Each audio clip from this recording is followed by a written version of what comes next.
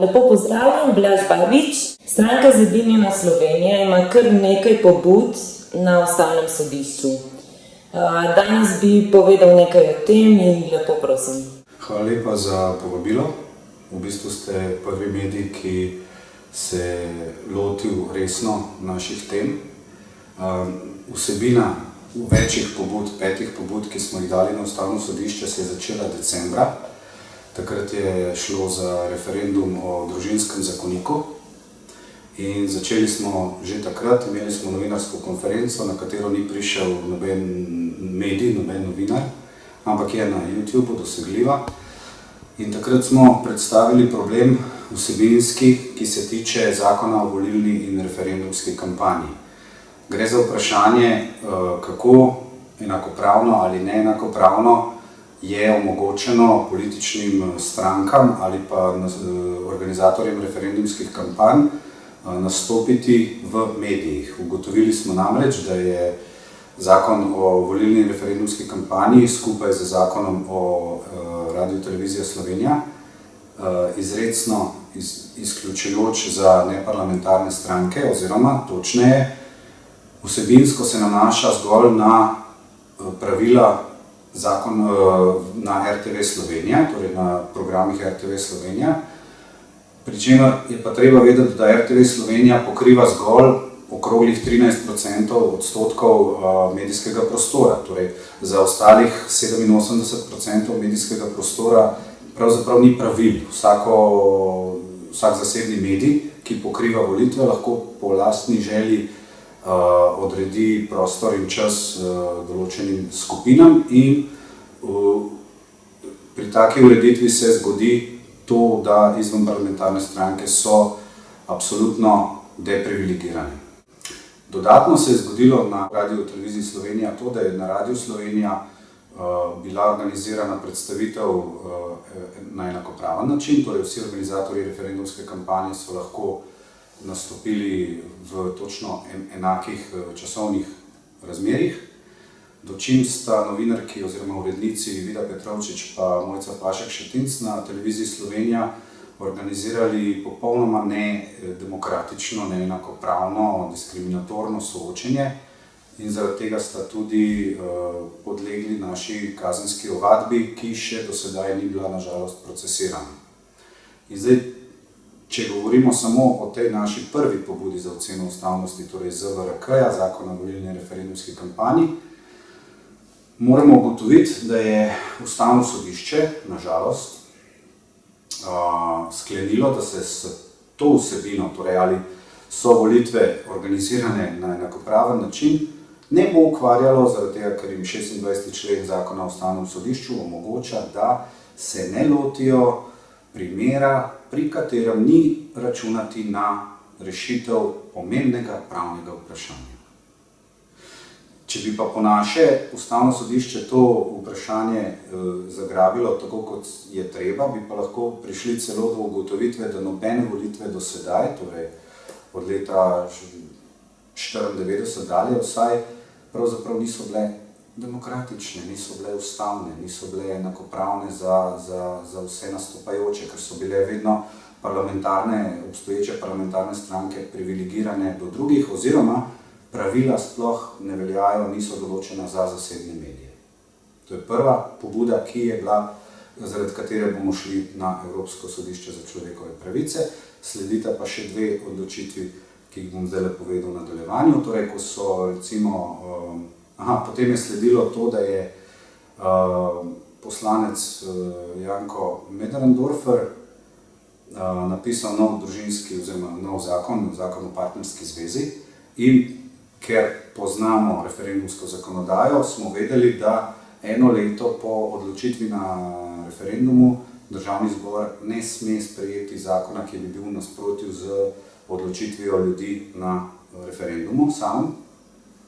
Ampak on je 4 člene iz zavrnjenega zakona v bistvu prepisal in jih vtaknil v nov zakon in o tej zadevi Ustavno sodišče še ni odločalo.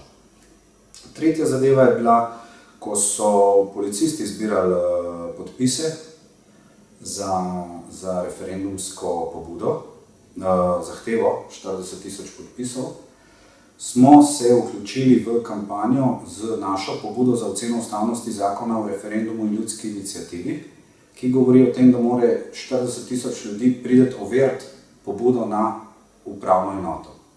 To je po našem stališču spet protiustavno iz večjih členov, ampak tudi o tem je ustavno sodišče odločilo, da gre za vprašanje, ki ni pomembno pravno vprašanje v tej državi. Ampak samo za okus bom naštel, kako smo argumentirali našo pobudo in kateri členi po naše členi ustave so v konfliktu z zakonom oziroma je zakon v konfliktu z naslednjimi členi ustave. 1., 2., 3., 5., 8., 14., 22., 26., 44. in 153. člen Ustave Republike Slovenije, pa še 16. in 25. člen Mednarodnega pakta o državljanskih in političnih pravicah.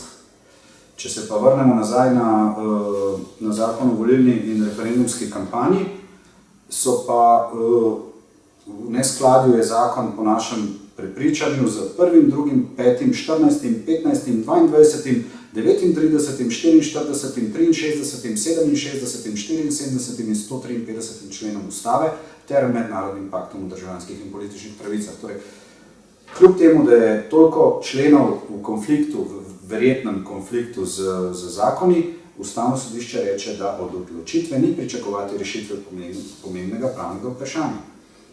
Potem so prišli Brglezovi zakoni, tako imenovani, tudi takrat smo reagirali hitreje kot sindikat migrantov delavcev. Smo vložili zadevo en dan prej, ampak Ustavno sodišče jo je določilo kot po pravilni številki kasnejšo in je sploh še ni obravnavalo. Obravnavalo je pobudo sindikata delavcev migrantov. Tako da tukaj še čakamo na v bistvu odgovor, ker nam je onemogočen. Temu vsemu je pa sledil zakon o ratifikaciji protokola o pristopu Črne Gore k Severnoatlantski pogodbi, po domače k NATO. In takrat smo pa tudi reagirali in pravočasno in pravilno vložili pobudo, zakaj gre. Po novem 90. členu Ustave ljudstvo več ne more odločati o mednarodnih pogodbah. To je za nas preprosto nesprejemljivo, ker se število, delež mednarodnih pogodb v pravu vseh držav se povečuje, ker je vedno več mednarodnega prava in to pomeni, da na dolgi rok o vedno večjem deležu pravnih pravil ljudstvo sploh ne more odločati. No, in tudi v tem primeru je Ustavno sodišče reklo, da ne gre za pomembno pravno vprašanje. To pomeni, da tudi v primeru sporazumov TISA-CETA-TTIP se obeta enako, da Slovenci ne bomo imeli nikakršne možnosti soodločanja. Tako je. Zdaj bi pa dodal samo še recimo za občutek ljudi. Te zakoni, ki sem jih naštel in jih boste prikazali, so po moje del tako imenovanega političnega prava. Torej od ustave do zakonov o volitvah, o političnih strankah. Kar se tiče političnih strank, bomo še v prihodnje napovedujemo, da bomo vložili še enkrat, ker je že bilo to vprašanje na tapeti. Gre namreč za diskriminatorno financiranje političnih strank. Tiste stranke, ki so majhne, tako imenovane majhne, torej ne dosežejo 10 tisoč približno glasov, enega odstotka na volitvah, se razglasijo za oportunistične oziroma tiste, ki so šle na volitve zgolj zaradi financiranja in se jim ne da nobenih sredstev. Zdaj pa, če vemo, da je onemogočeno financiranje strank iz strani gospodarstva, če praktično vsi ostali viri so onemogočeni, razen proračunski viri iz državnega proračuna. In je varuh enakih možnosti, Boštjan Vernik, je že pred leti napisal odlično mnenje, ki pa dejansko govori o tem, da je takratna odločitev Ustavnega sodišča bila protiustavna. Tako da, in končno sporočilo vsega tega današnjega predstavitve te je, da kdor ne pozna teh zakonov, kdor ne pozna pravil, ki onemogočajo enakopravno nastopanje na volitvah, ta v resnici ali je popoln politični amater, ali pa je sistemski agent, ki skrbi za to, da se o teh stvarih ne pogovarja. In zaradi tega je takšna cenzura. Skratka, v Švici imajo recimo 16 referendumov na leto, pa kolikor slišam poročila iz te države in ne gre še slabo, ne? Slovenci smo si v zadnjih 25 letih omogočili cirka 20 referendumov, recimo tam nekje, ampak te referendumi, bi jaz rekel, niso glavni krivec za izredno slabo stanje v državi. In tudi če vladajoča stranka si predstavlja kot uspešna po nekih kriterijih svetovnih nekih meritev, kar se tiče demokracije, kar se tiče medijske svobode političnega delovanja, lezemo proti dnu. In če se ne bojo ljudje dosti pravočasno ozavestili, da gre za bistvena vprašanja, torej 1., 2., 3. člen za vladavino ljudstva, za ljudo vlado, in da če ne bo tega, tudi v prihodnje Slovenci ne moremo pričakovati kakršnihkoli korakov na bolje. Kakšen volilni sistem predlaga Zedinjena Slovenija? Kar se vsebine samega volilnega sistema tiče, se ne poglabljamo v odločitve, ali naj gre za večinski ali proporcionalni. Problem je, da že v osnovi naše volitve niso poštene. Kako bi to preprečil?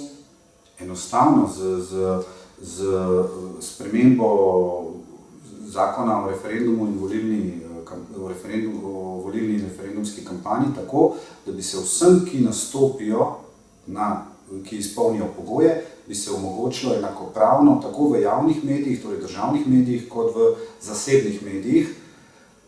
Pri čemer imajo pa zasebni mediji popolno svobodo odločanja, ali bojo sploh pokrivali volilno kampanjo. Če se pa odločijo pokrivati, bi pa morali zagotoviti enakopravnost med vsemi nastopajočimi. To je prva zadeva, ker te velike parlamentarne stranke imajo tako ves čas dostop do medijev, ne? Male stranke tega nimajo in to se dogaja že 20 let. Sistem, ki je bil nastavljen, ni bil nikoli ilustriran, očiščen nikakor, ostal je enak, brez kakršnekoli konkurence. Če pa ni konkurence, začne pa sistem gniti. In to se nam dogaja. Kadrovsko in vsebinsko gnitje, nobena politična vsebina se ne more razviti, kot je na primer bodisi konoplja, bodisi druga vprašanja, ki so ključna za razvoj. In enako je pri financiranju političnih strank. Če niso stranke enakopravno financirane glede na število dobljenih glasov, potem je vsaka zgodba o enakopravnosti zaključena, ne? Male spremembe so potrebne v resnici, ampak so tako ključne in tako globoko jih ljudje ne poznajo, zato ker jim tisti, ki so vladajoči, kot so recimo Cerar je bil do sedaj predstavljen kot največji poštenjak med pravniki, ne? Ampak glih on je zaslužen za vse te krize vsebinske. Predstavil bi samo še recimo enega drugega pravnika, ki je delno korekten, delno pa ni korekten. In to je Andraž Teršek. On je napisal v pravni praksi 14.7. Odprto pismo Ustavnemu sodišču Republike Slovenije in govori točno o tem, da Ustavno sodišče ne bi smelo z levo roko odpraviti vseh pobudnikov z izgovorom, da ne gre za pomembno pravno vprašanje. Problem Terška je drug, da je na drugih področjih ima maslo na glavi, da tako rečem. Skratka, nažalost v Sloveniji, tudi Klemna Jakliča, nikogar ne morem imenovati, ki bi bil pošten do ljudi, do ljudstva, do 3. člena Ustave. V Sloveniji ima oblast ljudstvo, v svojih rokah ima. Ampak kaj je bilo zdaj v tem primeru gospoda Terška pač leporečje nekorektnega? Ne gre za to. Gre za to, da nek človek v nekem delu naredi lepo dejanje, pravilno dejanje, pošteno dejanje, ampak po drugi strani je pa on recimo enkrat glih, kar se tiče volitev, ko je bila stranka, recimo stranka enakih možnosti, je nastopila kot izvenparlamentarna stranka, potem pa na drugi strani Pozitivna Slovenija, ki so ji javnomnenjske ankete govorile v prid, torej dobri rezultati so bili, zdaj kakšne so javnomnenjske ankete, koliko so prirejene ali pa ne, je drugo vprašanje, ampak on je pomagal takrat Kseniji Horvat Petrovčič, urednici na RTV Slovenija, da je spravila, stisnila skozi Pozitivno Slovenijo, kot da se šteje, da sodi med parlamentarne stranke. Torej je imela neverjetno privilegiran odnos glede na vse izven parlamentarne stranke. Gibanje Zedinjena Slovenija je pravzaprav trenutno edina politična stranka, ki se resno ukvarja s temi težkimi, pomembnimi vprašanji. In zato predlagam ljudem, da si ogledajo na Facebooku našo skupino oziroma našo stran, povezave so navedene, da si pogledajo tam dokumente, ki se navezujejo na vse pobude za oceno ustavnosti in da spremljajo naprej, kaj se bo dogajalo, da se naučijo vse te kratice zakonov, da tudi v resnici proučijo te zakone, ker če jih oni sami ne bojo začeli proučevati, potem jim nihče drug tega znanja ne bo posredoval, ker vladajočim v interesu to pač nikoli ni bilo in še dolgo ne bo.